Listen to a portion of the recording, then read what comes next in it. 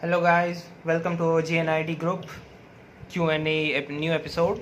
So my name is Anurag Yadav. I go to BRDS Institute for preparing for my NID examination, and today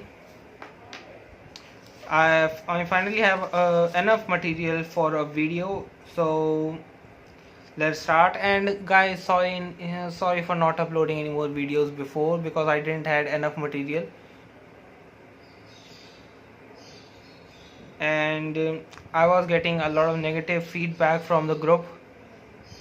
So for those watching and who I am referring to, guys, I'm not a professional. I am a design student, okay, but I am more similar in with you than those professionals.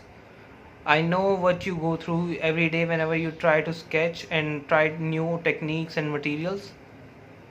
I just did a lot of research from 2010 because I know exactly when I started drawing and when I actually got into art supplies, and I have tested a lot of products, so I think I know enough to answer your questions. So let's start. First topic of our day is guys, please contact Shweta Prakash for art tuitions. If you guys are self-studying and you think your self-studying is not getting you anywhere, and institutes are taking too much money, then please contact her, Shweta Prakash, in our GNID group. She can give you homework. I think she's a very nice designer and she knows a lot of techniques. She can also review your work over WhatsApp and Facebook for a small fee, and also her homework is reasonably well up to the course, I have to say. So please contact her. Second is Surbhi Singh, who introduced me to Ransam Institute. Well, it is an institute for design preparation. It is located in Bangalore and Chandigarh, and I found out that they also recently opened their third branch. The course's length is pretty nice, from 6 months to 2 years, and it is relatively not that expensive. It's just 12,000 to 30,000 rupees, whatever you want to pay according to your courses. Alright, now the next part. Yes guys, those of you who are having your doubts regarding your age and have some queries, please, I would suggest you to call the NID helpline number and ask the representative there about your queries, because if you guys post it in your group and you have a difficult special case regarding your age, then you should ask a professional who knows about these things, who is familiar with all the rules and eligibility terms. So please contact the NID helpline number rather than posting in the group. An official answer helps you a lot in your confidence and in your work. Alright, now let's come to some of the questions that I have been asked recently. So yesterday I was asked how to draw posters, character designs and products. Well guys, there are some things you need to understand in poster design. Alright, that whenever you are designing a poster, you can't just draw an illustration, put some words and leave the background white and that's it, it's done. Well, it is not. Okay, you have to actually put an effort into creating this. So the first thing you need to do is separate these three: background, typography and illustration / subject in a poster that you draw. Sorry about the not so straight lines. At this angle it is very hard for me to draw, but I will try. Alright, so you have a plain paper, definite size like A4, that is a standard for poster making. You draw your subject here or illustration, then you put your typography here with some details, whatever you like to do here, and that's it. and leave all the space behind, well, it is not good idea, guys, because you're professional designers now. You actually need to fill up the space. Okay, the design concepts, you know how to use space. I will show you an example, a very genius examples. Come on. All right, let me search a bit. Yes, for example, a poster like this one. Well, it is a policy, it is a poster of something, I guess.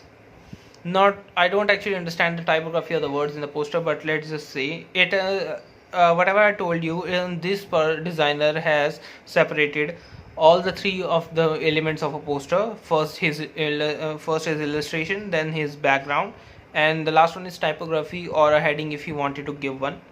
So you see how the white illustration is standing out from the background. Why? Because he used a red and white color scheme, and he knew that white is the highlight and the red can be the color that takes most of the space. It just makes it more stand out. So you guys also try to fill your backgrounds with different plain colors that attract attention, like this nice red. There was one more. Let me see. See, there's like this one. You see freedom of speech, how they wrote their words below this whole illustration. Sorry, it is not a.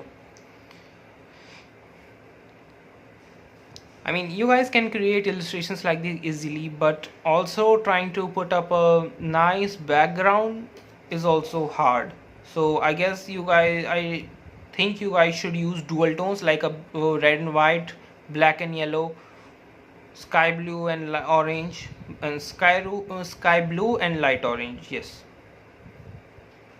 those are some very easily found color schemes over the internet, so I guess you guys can find it and even make them. Also try to use colors that are already present in your sketch or pencil colors, whatever colors you have, because it will be easier for you to make and cover large areas very easily. Like, oh, another example like this one. It is a minimalistic poster. You see how they put their typography and they made the illustration the part of their background. That is actually very nice idea. You guys will find a lot of things in the Pinterest, but always you can relate to the background, typography and illustration differential that the artists use. Make them separate, and whatever you are trying to make them compatible. You can't just put good any kind of what it's called, you can't just put any kind of fonts in the poster. You have to actually pick the fonts. So I guess Arial and Google Sans are the good fonts to start with. Try to practice them how to create them on your own, and then start making posters. They will be very cool. Next is character design. So you guys have seen my Sherman design in the group, right? The security guard with the security guard who is blind, and the security guard who is blind also have a robotic arm instead of the left.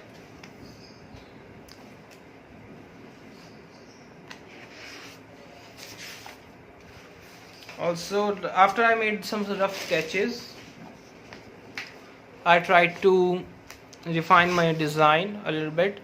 So I made the front and the 1/3 of the Sherman, which I will ink today, I think.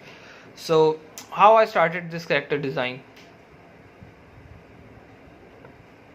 Well, first I had to pick 3 things that I think are the most important. One is a feature that your character your character possess. Second one is its occupation, what it does, that covers the whole character, clothing and the expressions and how much life he has. Pransh, go out. Seriously, go. Alright. So after the feature and occupation, guys start working with a ridiculous thing, a ridiculous elements that make it more interesting, like having a robotic arm instead of the left arm. So after that, I selected these things for my character because I thought they were very interesting subjects and topics to expand the character's personality upon. I started making the background story. So Sherman here is a security guard for a robotics company.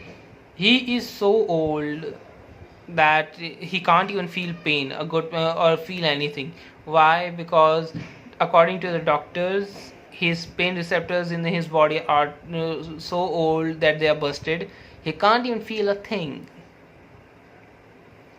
and that's why. And also he's blind. So why putting up a blind feature, I had to thought of a reason why he's blind. So it was either accident, born this way, or a little too old that he's blind too much. So I went with the old one because, well, it was a normal character, not some cool guy. Also, guys, remember, you guys, if you guys create always the cool guys, and they will have a lot of difficulties.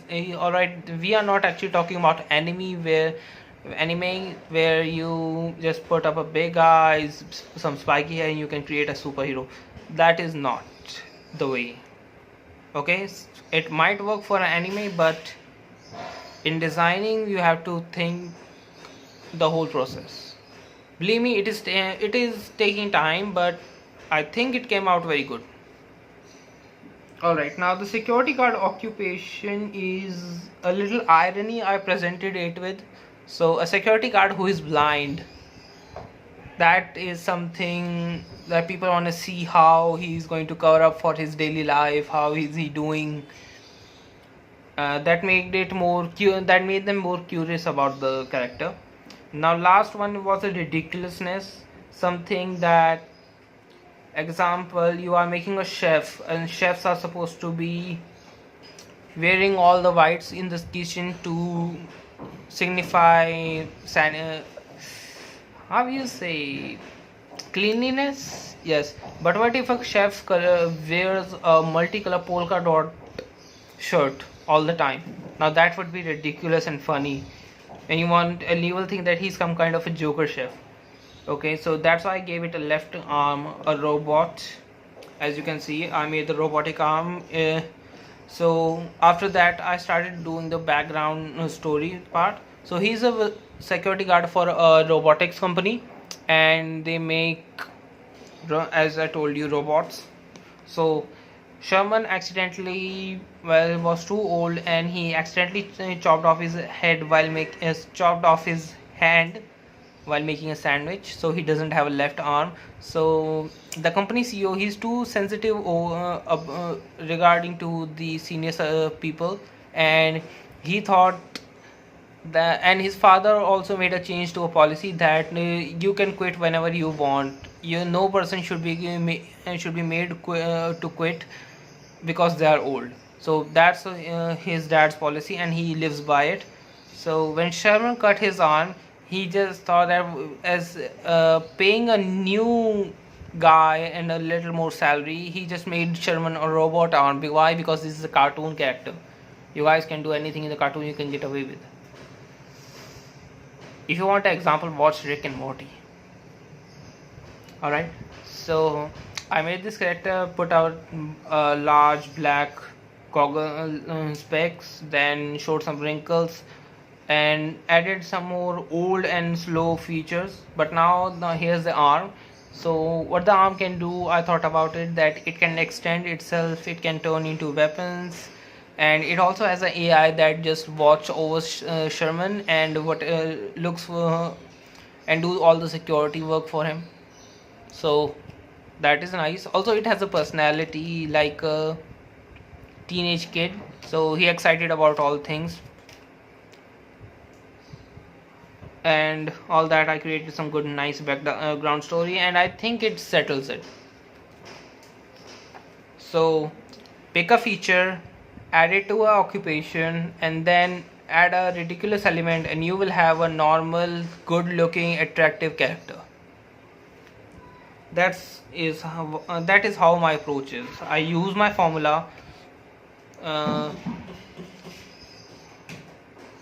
well, I also thought of a new formula back then, a very back a while. It was called the PRP formula: power, reason, personality. You give powers or features to a character, then you give them reason why they are, and then you add a personality according to how he has lived his life and according to those reasons. So that was a nice approach a while back, but then I settled to this one because PRP formula is a little confusing to understand. This way, you guys, if you guys use my formula, I don't take any credits, but I made this formula very easily, and I would like to see how you guys approach this in your designs. Last one was a product design. So product design is something that many people ask how to draw product design. Well, I just want to say, guys, don't think too much. You guys don't actually have to make a new something. Well, you have to make a new something, but watch closely. I will show you sketches. For example, like this Pinterest post, it looks like a thermos to keep warm liquids inside. Alright, so first thing first, in product design, always make lines, the initial lines, very lighter. Only you should be able to see them, not any other person. Alright, now one more thing, use different kind of pens or tips to highlight the outer lines. You see how the outermost line is a little bit thicker than the any other line inside the bottle. Why? To signify the difference between the background and the object itself. Next thing, always keep it clean. Okay, you guys don't actually have to render to create a decent product image. You guys just have to make it clean enough for people to understand what they are looking at. That is, I think, a tip, because I have seen some BRDS students and many of my online product design preparation friends. What they do is they create a design like this one, then try to render it and then totally mess it up. So don't go too far, stay in your comfort zone, build up your design slowly rather than then try to complete it all in one go. It will always mess you up. In exams, I think you guys should look at the daily objects and try to figure out new ways to make them.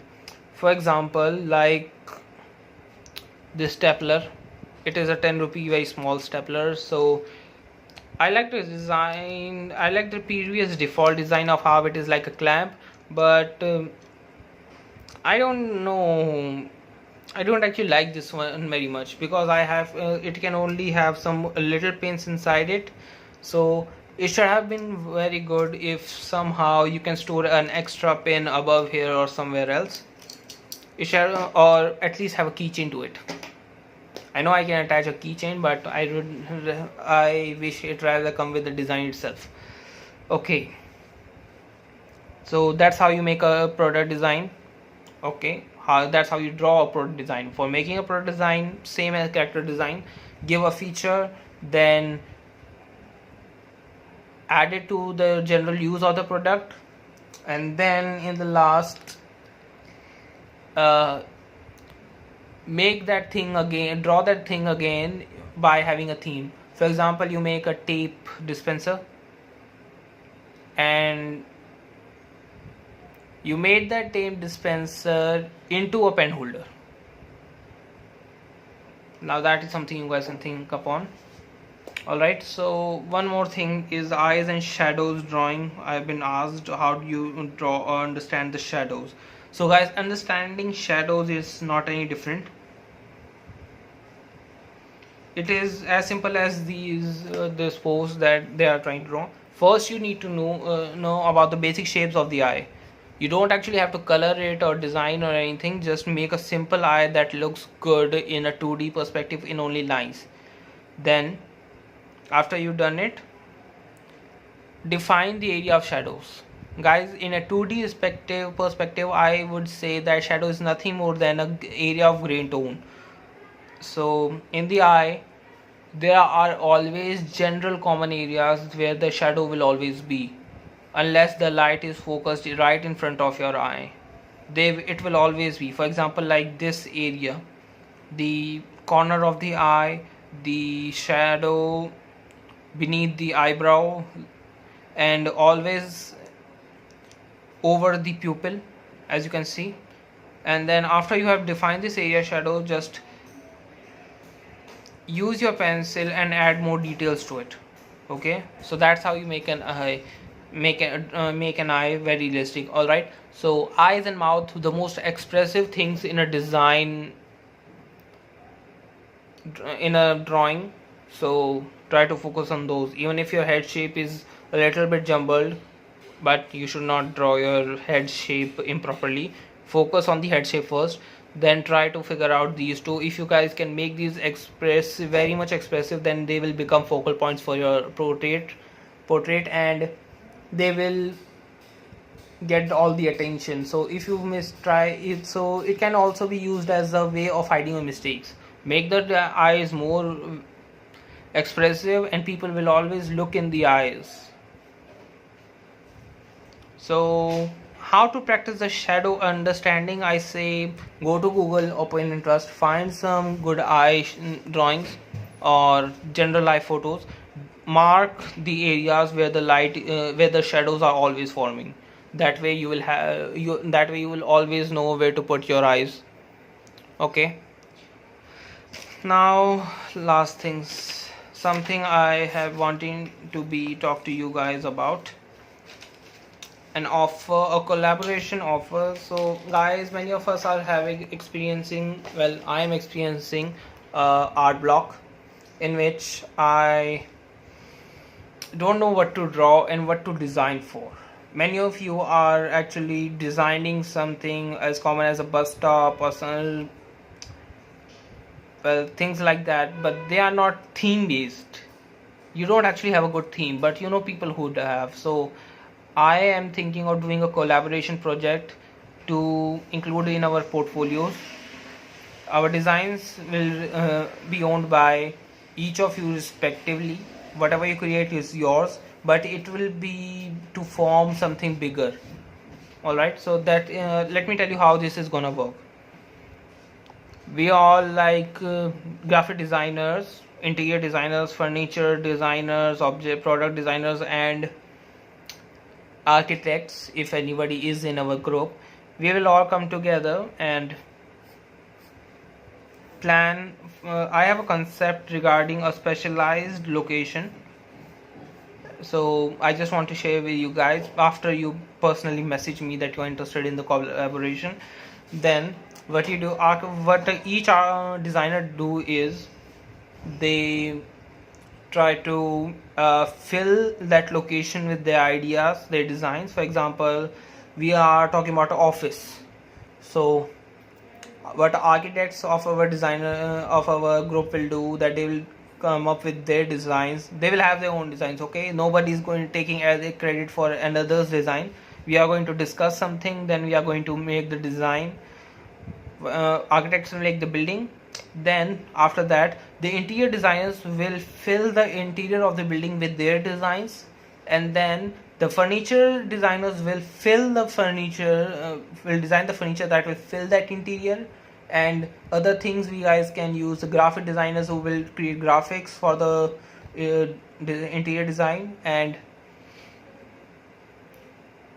product designers can make the office themed products. So that way we'll have a group collaboration project which we all can use in our portfolio.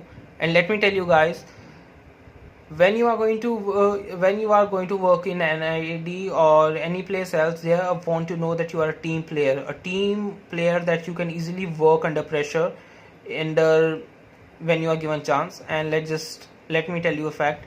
We are not many of us are not employed the first time. We are still freshers, and we want a chance to express ourselves, express our design, a chance to be a part of something.